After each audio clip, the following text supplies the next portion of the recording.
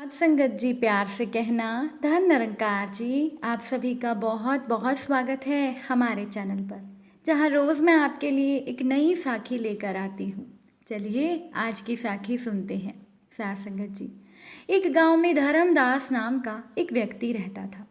वो बातें तो बहुत अच्छी अच्छी करता था, पर वो एकदम कंजूस था। चाय की बात तो छोड़ो, धर्मदास किसी को पानी तक के लिए नहीं पूछता था। साधु संतों को देखकर तो धर्मदास के प्राण ही निकल जाते थे कि कहीं कोई उससे कुछ मांग ना बैठे। एक दिन धर्मदास के दरवाजे पर एक महात्मा आए और उन्होंने धर्मदास से केवल एक रोटी मांगी। पहले तो धर्मदास ने महात्मा को कुछ भी देने से इनकार कर दिया, लेकिन वो महात्मा वहीं खड़ा रहा तो धर्मदास उन्हें आधी रोटी देने को तैयार हो गया। आधी रोटी देखकर महात्मा ने कहा कि मैं आधी रोटी नहीं, मैं तो पेट भरकर खाना खाऊंगा। इस पर धर्मदास ने कहा कि वो उसे कुछ भी नहीं देगा। वो महात्मा चुपचाप भूखे पेट धर्मदास के दरवाजे पर खड़ा रहा। सुबह जब धर्मदास ने दरवाज़ा खोला और महात्मा को अपने दरवाजे पर खड़ा पाया तो सोचा कि अगर मैंने इस महाराज को भर पेट खाना नहीं खिलाया तो ये महात्मा भूख प्यास से यहीं मर जाएगा और मेरी बड़ी बदनामी होगी। बिना किसी कारण ही साधु की हत्या का दोष मुझ पर लग जाएगा। धर्मदास ने महात्मा से कहा कि बाबा, तुम भी क्या याद करोगे, आओ पेट भर कर खाना खा लो। अब साध संगत जी, वो महात्मा भी कोई ऐसा वैसा नहीं था। धर्मदास की बात सुनकर महात्मा ने कहा कि अब मुझे खाना नहीं खाना, मुझे तो एक कुआं खुदवा दो। धर्मदास ने साधु से कहा कि कुआं बीच में कहाँ से आ गया। धर्मदास ने कुआं खुदवाने से मना कर दिया। वो महात्मा अगली रात फिर चुपचाप भूखा प्यासा धर्मदास के दरवाजे पर खड़ा रहा। अगले दिन सुबह जब धर्मदास ने साधु महात्मा को भूखा प्यासा अपने दरवाजे पर खड़ा पाया तो सोचा कि अगर मैंने कुआं नहीं खुदवाया तो ये महात्मा इस बार जरूर भूख प्यास से मर जाएगा और मेरी बड़ी बदनामी होगी। धर्मदास ने बहुत सोच विचार किया और महात्मा से कहा कि हे साधु बाबा, मैं तुम्हारे लिए कुआं खुदवा देता हूँ, अब इससे आगे कुछ भी मत मांगना। महात्मा ने कहा कि नहीं, एक नहीं, तुम्हें 2 कुएं खुदवाने पड़ेंगे। उस महात्मा की फरमाइशें बढ़ती जा रही थी। अब धर्मदास कंजूस जरूर था, बेवकूफ़ नहीं। धर्मदास ने सोचा कि अगर मैंने 2 कुएं खुदवाने से इनकार कर दिया तो ये 4 कुएं खुदवाने की बात करने लगेगा।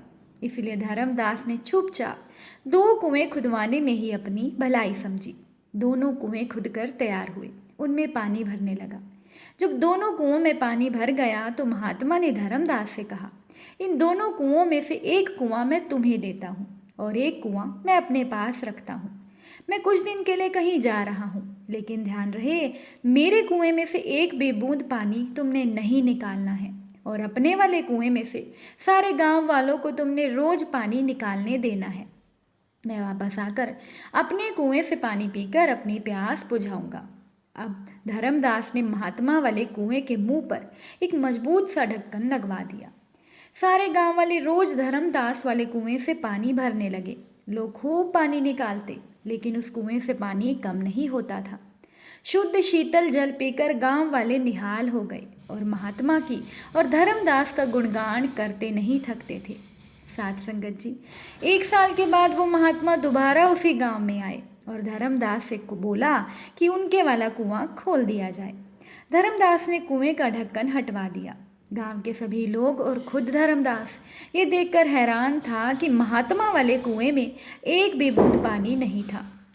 महात्मा ने सभी से कहा कि कुएं से जितना भी पानी क्यों ना निकाल लो, वो पानी खत्म नहीं होता, अपितु बढ़ता जाता है, और अगर कुएं का पानी ना निकालो तो कुआं सूख जाता है। इसका स्पष्ट प्रमाण तुम्हारे सामने है, और यदि किसी कारण से कुएं का पानी ना निकालने पर भी पानी ना सूखे तो वो सड़ जाता है और वो पानी किसी भी काम नहीं आएगा। साध संगत जी, महात्मा ने सभी से कहा कि धन दौलत और ज्ञान की भी यही 3 गतियाँ होती हैं, उपयोग, नाश और दुरुपयोग। धन दौलत से दूसरों की सहायता करने की तरह ज्ञान भी बांटते चलो, क्योंकि हमारा समाज जितना ज़्यादा ज्ञानवान, जितना अधिक शिक्षित और सुसंस्कृत होगा, उतना ही देश में सुख शांति और समृद्धि आएगी और जो ज्ञान बांटने वाला होता है और या शिक्षा का प्रचार प्रसार करने वाला होगा, वो भी कुएं के जल की तरह उसका प्रचार प्रसार घटता नहीं, अपितु उसकी भी पूरे जग में इज्जत और मान सम्मान बढ़ता ही है। और वही स्थिति धन दौलत की भी होती है।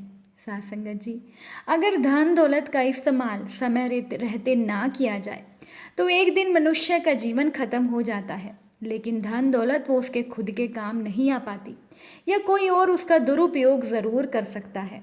इसीलिए धन दौलत और ज्ञान जितना बांट सकते हैं बांटिए। धर्मदास ने साधु महात्मा से कहा कि हाँ, आप बिल्कुल ठीक कह रहे हैं, मुझे अपनी गलती का एहसास हो गया है। इस घटना से धर्मदास को सही ज्ञान और सही दिशा मिल गई और उस दिन के बाद उसकी कंजूसी की आदत भी खत्म हो गई। साथ संगत जी, अगर साखी अच्छी लगी हो तो वीडियो को लाइक ज़रूर कीजिएगा। साथ संगत जी, प्यार से कहना, धन निरंकार जी।